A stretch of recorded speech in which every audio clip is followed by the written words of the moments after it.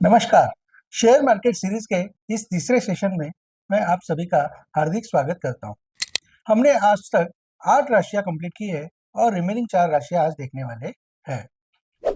9वीं राशि है धनु राशि, सैजिटेरियस। धनु का जो लॉर्ड है वह है जुपिटर, गुरु। गुरु न्याय व्यवस्था का कारक है, न्यायाधीश है। तो किसी भी राज्य व्यवस्था के लिए जैसे राजा चाहिए, जैसे अच्छा सेनापति चाहिए, उसी तरह से अतिशय अच्छी ऐसी न्याय व्यवस्था होना भी आवश्यक होता है। तो इसमें सभी जुडिशरी सिस्टम्स आते हैं, हाफ जुडिशरी सिस्टम जैसे ट्रिब्यूनल्स आते हैं।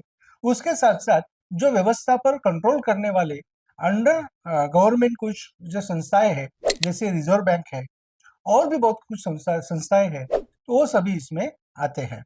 और फाइनेंस का कारण जुपिटर होने के कारण बैंकिंग सेक्टर, फाइनेंस सेक्टर, ये भी इसमें आते हैं। धनु राशि यह एक रिलीजियस राशि है, धर्म, तत्वज्ञान इसकी कारक राशि है तथा उच्च शिक्षण की राशि है। तो हायर लेवल का एजुकेशन लेने वाले जो एजुकेशनल इंस्टीट्यूट्स है वो भी इसमें आते हैं। कुछ रिलीजियस प्रोडक्ट्स निर्माण करने वाली जो कंपनियां हैं वो भी इसमें आते हैं। तो इस तरह से गुरु का संबंध गोल्ड से भी होता है। तो जब भी धनु राशि में कुछ अच्छे कॉम्बिनेशन आएंगे तो ये सभी सेक्टर्स अपट्रेंड्स में आ सकते हैं। ये हो गया धनु राशि के बारे में। तो जैसे सर्वोच्च न्यायालय है, तो हमारा जो सर्वोच्च न्यायालय कोई निर्णय घोषित करते हैं तो उसका प्रभाव सभी व्यवस्था के ऊपर पड़ता है, क्योंकि उनको वह लागू हो जाता है और सरकार को भी वह मान्य करना पड़ता है। कभी कभी सरकार की जो पॉलिसीज है, अगर वह प्रजा के हित में नहीं है या कायदे कानून से थोड़ी सी अलग है, तो भी सर्वोच्च न्यायालय उसके ऊपर कंट्रोल कर सकता है, अपने डिसीजंस दे सकता है, जो कि सरकार को मान्य करने पड़ सकते हैं। इसलिए इस व्यवस्था का जो प्रभाव है वह मार्केट के ऊपर भी बहुत ज्यादा पड़ता है। क्योंकि बहुत सारे ट्रिब्यूनल्स में कंपनी का अगर कुछ समझो प्रॉब्लम्स हो गए और वो दिवालखोरी में चली गई, बैंकरप्ट हो गई, तो उसके भी जो ट्रिब्यूनल्स में एनसीएलटी में जैसे कुछ हियरिंग्स चलते हैं, तो उसके ऊपर जो एनसीएलटी का डिसीजन होता है वो भी मार्केट के ऊपर बहुत ही प्रभावशाली होता है और उन कंपनियों के बारे में उन आने वाले जो डिसीजन है वो भी प्रभाव डालते हैं, सरकार के डिसीजन भी प्रभाव डालते हैं। तो इस तरह से यह धनु राशि अत्यंत प्रभावशाली होती है। उसके बाद में आती है शनि की मकर राशि। शनि ये चर तत्व की राशि है और इसका पृथ्वी तत्व है। लेकिन ये पृथ्वी तत्व कौन सा है? तो जमीन के अंदर का पृथ्वी तत्व है। इसलिए माइंस में मिलने वाले जो भी प्रोडक्ट्स है, जैसे कोल है, नेचुरल गैस है, ऑयल है, पेट्रोकेमिकल प्रोडक्ट्स है, ये सभी इस राशि के अंदर आते हैं। तो मकर राशि में होने वाले जो ट्रांजिशंस है वो इस लिहाज से बहुत ही महत्वपूर्ण होते हैं।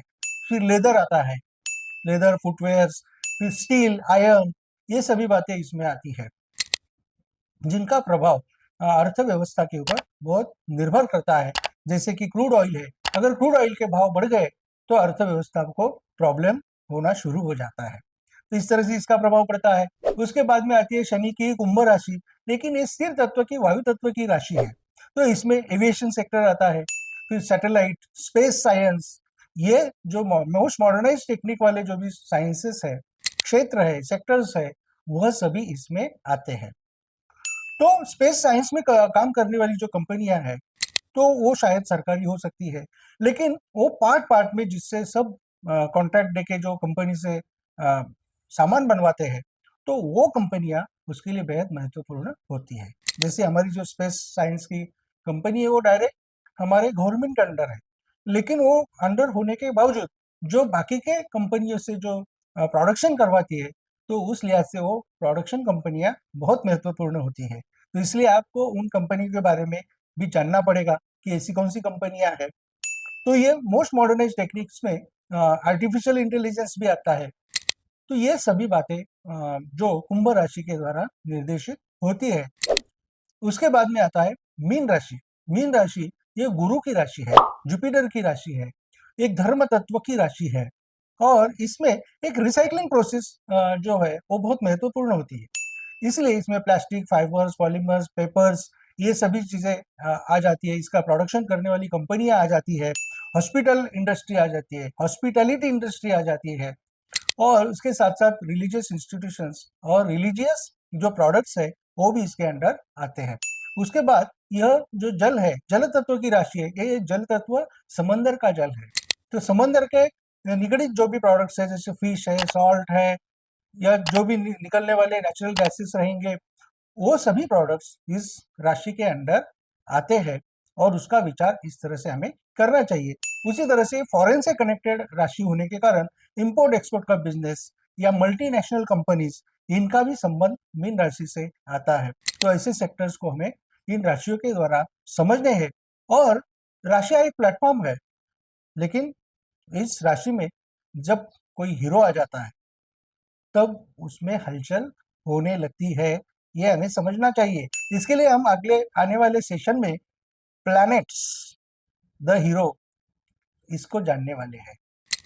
तो देखते रहिए हमारी ये सीरीज, और नीचे दिए हुए कमेंट बॉक्स में हमें जरूर कमेंट कीजिए। आपके सजेशंस भी वेलकम है।